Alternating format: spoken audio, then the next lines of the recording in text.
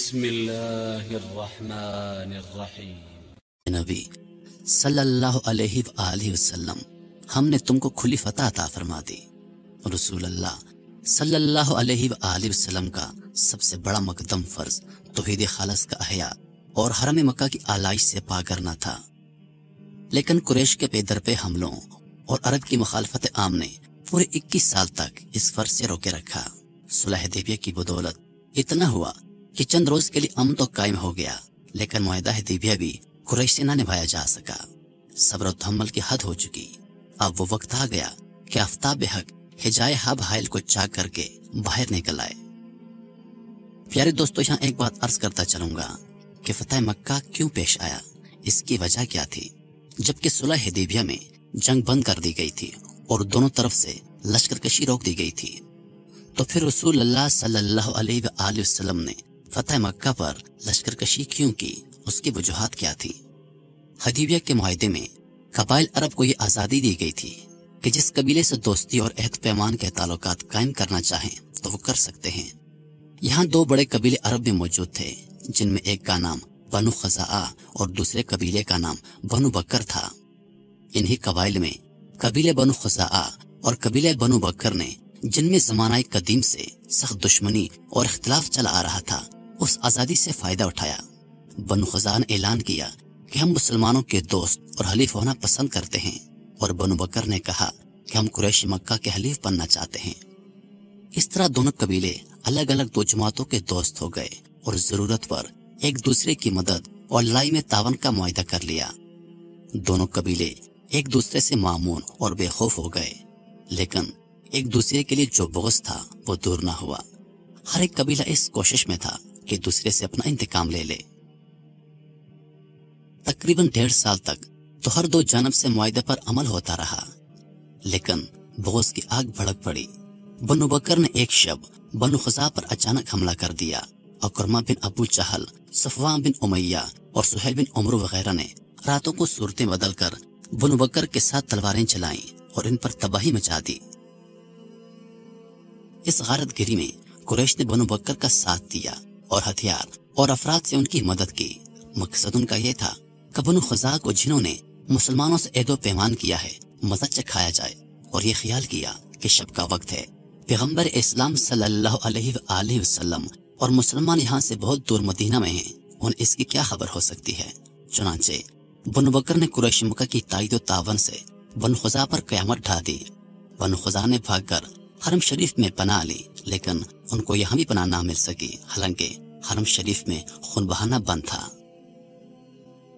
دوسرے دن صبح بنو خزاعہ کے سردار عمر بن سالم خزاعی اپنے 40 آدمیوں کا ایک وفد لے کر مدینہ منورہ بارگاہ نبی میں روانہ ہوا اور مسجد نبوی پہنچ کر بنو خزاعہ کی دردناک داستان سنائی اور مدد اور تعاون کا طالب ہوا۔ نبی اکرم صلی اللہ علیہ وآلہ وسلم نے جب اس عہد شکنی کی تفصیل سنی تو آپ کو سخت رنج ہوا اور ارشاد فرمایا، اللہ کی قسم، جس بات کو میں پسند نہیں کرتا اس سے تم کو بھی محفوظ رکھوں گا۔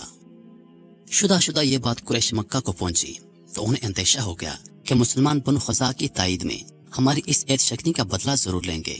جب یہ وفد واپس ہو گیا تو نبی اکرم صلی اللہ علیہ وآلہ وسلم نے اپنا ایک قاصد قریش مکہ کے پاس روانہ کیا اور 3 شرطیں پیش کی کہ ان میں سے کوئی بھی شرط منظور کی جائے۔ وہ شرطیں یہ تھیں: نمبر 1، بنو خزاعہ کی جن لوگوں کو مارا گیا ہے ان کا جرمانہ ادا کریں یا ان کے مقتولوں کو سزا دی جائے۔ نمبر 2، بنو بکر کی حمایت اور عہد و پیمان سے علیحدہ ہو جائیں۔ نمبر 3، صلح حدیبیہ کے معاہدے کو ختم کر دینے کا اعلان کر دیں۔ قریش کی طرف سے جواب دیا گیا کہ ہم کو پہلی 2 باتیں قبول نہیں ہیں، البتہ صلح حدیبیہ کے معاہدے کو ہم ختم کر دینا پسند کرتے ہیں۔ لیکن قاصد کے چلے جانے کے بعد قریش کو اپنی غلطی کا احساس ہوا اور انہوں نے ابو سفیان کو سفیر بنا کر مدینہ منورہ بھیجا کہ معاہدے کی تجدید کرا لائیں۔ ابو سفیان نے مدینہ آ کر رسول اکرم صلی اللہ علیہ وآلہ وسلم کی خدمت میں درخواست پیش کی۔ بارگاہ رسالت سے کچھ جواب نہ ملا اور ابو سفیان مایوس ہو کر واپس چلا گیا۔ اب آپ صلی اللہ علیہ وآلہ وسلم نے جہاد کی تیاری شروع کر دی۔ آپ صلی اللہ علیہ وآلہ وسلم نے مدینہ طیبہ اور اطراف مدینہ میں اعلان عام کرا دیا کہ جو شخص بھی اللہ اور اس کے رسول پر ایمان رکھتا ہے وہ ماہ رمضان تک مدینہ طیبہ پہنچ جائے، مگر عام طور پر کسی کو معلوم نہ تھا کہ کس جانب حملے کا ارادہ ہے۔ آپ کی خواہش یہ تھی کہ ہماری تیاری کا علم قریش و مکہ کو نہ ہونے پائے اور رازداری کے ساتھ اسلامی لشکر کوچ کرے۔ غرض 10 رمضان 8 ہجری کو حضور اقدس صلی اللہ علیہ وآلہ وسلم 10,000 جانثاروں کے ساتھ مدینہ سے مکہ کو روانہ ہوئے۔ شدید گرمی کا زمانہ تھا۔ آپ جب مقام قدید اور اسفان کے درمیان پہنچے تو دیکھا کہ مسلمانوں پر روزہ کی سختی حد سے زیادہ تجاوز ہوتی جا رہی ہے۔ تب آپ صلی اللہ علیہ وآلہ وسلم نے پانی طلب فرمایا اور مجمع کے سامنے نوش فرمایا تاکہ صحابہ دیکھ لیں اور سمجھ لیں کہ مسافر اور جہاد کے موقع پر افطار کی اجازت ہے اور قرآن کی دی ہوئی رخصت کا یہی مطلب ہے۔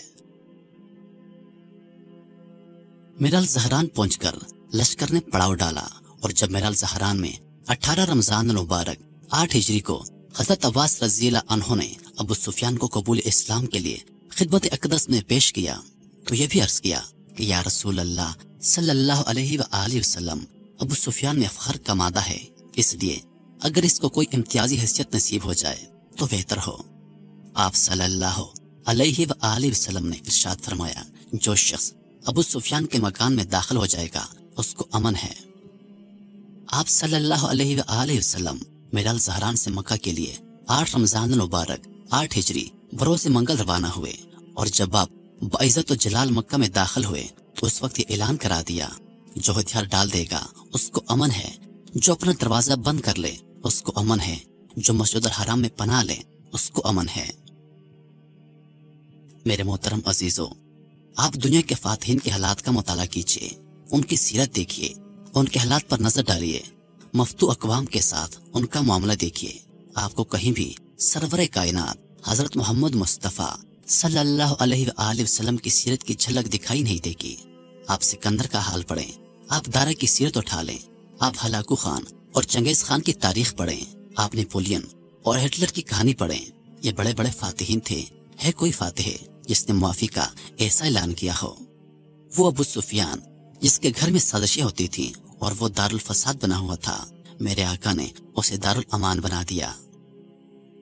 20 رمضان المبارک 8 ہجری بروز جمعہ دنیا کی جنگی تاریخ میں ایک بالکل نئے باب کا اضافہ ہو رہا تھا۔ نبی اکرم صلی اللہ علیہ وآلہ وسلم اپنی اونٹنی قصوہ پر سوار ہو کر سورہ فاتح کی آیات بلند آواز سے تلاوت فرماتے ہوئے مکہ میں فاتحانہ انداز میں نہیں بلکہ عاجزانہ انداز میں داخل ہوئے۔ خدا کی شان، حرم محترم جو خلیل بت شکن کی یادگار تھا، اس کی آغوش میں 360 بت تھے۔ جب نبی اکرم صلی اللہ علیہ وآلہ وسلم بیت اللہ میں داخل ہوئے تو ایک ایک کو لکڑی کی نوک سے ٹھوکتے جاتے اور یہ پڑھتے جاتے کہ حق آ گیا اور باطل مٹ گیا، باطل ہے ہی مٹنے والا۔ عین کعبہ کے اندر بہت سے بت تھے جن کو قریش خدا مانتے تھے۔ حضور اکرم صلی اللہ علیہ وآلہ وسلم نے کعبہ میں داخل ہونے سے پہلے حکم دیا کہ کعبہ سے تمام بت نکال کر پھینک دیے جائیں اور دیوار پر جو تصاویر نقش کی گئی ہیں وہ مٹا دی جائیں۔ جب بیت اللہ شریف بتوں کی نجاست سے پاک کر دیا گیا تو 20 رمضان المبارک 8 ہجری کو حضور اکرم صلی اللہ علیہ وآلہ وسلم کے حکم سے حضرت بلال رضی اللہ عنہ نے کعبہ کی چھت پر اذان دی۔ خانہ کعبہ میں اسلام کی یہ پہلی اذان تھی۔ پھر آپ صلی اللہ علیہ وآلہ وسلم حضرت بلال رضی اللہ عنہ اور حضرت طلحہ رضی اللہ عنہ کے ساتھ اندر داخل ہوئے اور نماز ادا کی۔ بخاری کی ایک روایت میں ہے کہ آپ صلی اللہ علیہ وآلہ وسلم نے کعبہ کے اندر تکبیریں کہیں لیکن نماز ادا نہیں کی، باہر تشریف لا کر مقام ابراہیم پر 2 رکعت نماز ادا فرمائی۔ پیارے دوستو، یہاں ایک خوبصورت واقعہ آپ لوگوں کے سامنے پیش کرتا ہوں۔ ہجرت مدینہ سے پہلے جب آپ صلی اللہ علیہ وآلہ وسلم مکہ میں تھے تو ایک مرتبہ آپ صلی اللہ علیہ وآلہ وسلم کا دل چاہا کہ وہ خانہ کعبہ کے اندر جا کر عبادت کریں، تو آپ صلی اللہ علیہ وآلہ وسلم عثمان بن طلحہ کے پاس گئے جو خانہ کعبہ کی خدمت پر مامور تھا اور خانہ کعبہ کی کنجیاں اس کے پاس ہوتی تھیں۔ آپ صلی اللہ علیہ وآلہ وسلم نے عثمان بن طلحہ سے کہا کہ اے عثمان بن طلحہ، آج مجھے خانہ کعبہ کی چابیاں دے دے، میں نے اندر جا کر عبادت کرنی ہے۔ تو اس وقت عثمان بن طلحہ نے کہکا لگایا اور کہا کہ آپ کی یہ خواہش कभी पूरी नहीं होगी। चुनांचे उसने कुंजियां देने से इनकार कर दिया और आप सल्लल्लाहु अलैहि वसल्लम वहां से वापस तशरीफ ले आए। आज काबे की कुंजियां आप सल्लल्लाहु अलैहि वसल्लम के हाथों में थी। हजरत अली रज़ी अल्लाह अन्हु, हजरत अब्बास रज़ी अल्लाह अन्हु ने अर्ज किया कि या रसूल अल्लाह सल्लल्लाहु अलैहि वसल्लम, ये कुंजी हमको अनायत फरमा दीजिए ताकि जमजम की खिदमत के साथ बैतुल्लाह की दरबानी की खिदमत का शर्फ भी हमें हासिल हो जाए। लेकिन नबी अकरम सल्लल्लाहु अलैहि वसल्लम ने हजरत अली रज़ी अल्लाह अन्हु के मुतअद्दिद बार अर्ज करने का कोई जवाब नहीं दिया और बार बार यही फरमाया, उस्मान बिन तलहा कहाँ है, उस्मान बिन तलहा कहाँ है। जब उस्मान बिन तलहा हाजिर हुए तो आप सल्लल्लाहु अलैहि वसल्लम ने काबे की कुंजी उनके हवाले करते हुए इरशाद फरमाया, ये कुंजी हमेशा के लिए ले लो, यानी तुम्हारे खानदान ही में रहेगी। मैंने कुंजी खुद तुम्हें नहीं दी बल्कि अल्लाह ताला ने तुमको दिलाई है। सवाए गासिब और जालिम के कोई तुमसे ये छीन नहीं सकेगा। यही खानदान आज तक कलीद बरदार है और शीशी लकब से मशहूर है, यानी खाना काबा की कुंजियां इसी खानदान के पास होती हैं। रसूलुल्लाह सल्लल्लाहु अलैहि वसल्लम जितनी देर बैतुल्लाह में अल्लाह की तहमीद में मसरूफ रहे, उतनी देर में अहले मक्का मस्जिदुल हराम में जमा होना शुरू हो गए थे। अब लोग मुंतजिर थे कि देखें कि उनके साथ क्या मामला होता है।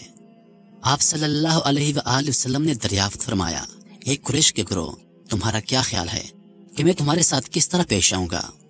उन्होंने जवाब दिया कि हम आपसे खैर की उम्मीद रखते हैं। आप सल्लल्लाहु अलैहि वसल्लम ने फरमाया, जाओ तुम सब आजाद हो। मोहसिन इंसानियत के इस लुत्फ़ करम ने उन पत्थर के इंसानों को मोम कर दिया। आपने उनकी गर्दनी नहीं उनके दिल जीत लिए। इस अफू दरगुजर का ये नतीजा निकला कि जमा कुरैश जोग दुर्जोग हाजिर खिदमत हुए और दौलत इस्लाम से मुशर्रफ होकर इस्लाम कबूल करते गए। मक्का में हुजूर अकरम सल्लल्लाहु अलैहि वसल्लम का कयाम 15 दिनों तक रहा। जब यहाँ से रवाना हुए तो हज़रत मुआज़ बिन जबल रज़ी अल्लाह अन्हु को इस खिदमत पर मुकर्रर करते गए कि लोगों को इस्लाम के मसाइल और अहकाम सिखाएं। प्यारे दोस्तों, यह था फतह मक्का का खुलासा। अल्लाह ताला अहकाम इस्लाम पर अमल करने की तौफीक अता फरमाए। आमीन या रब्बुल आलमीन।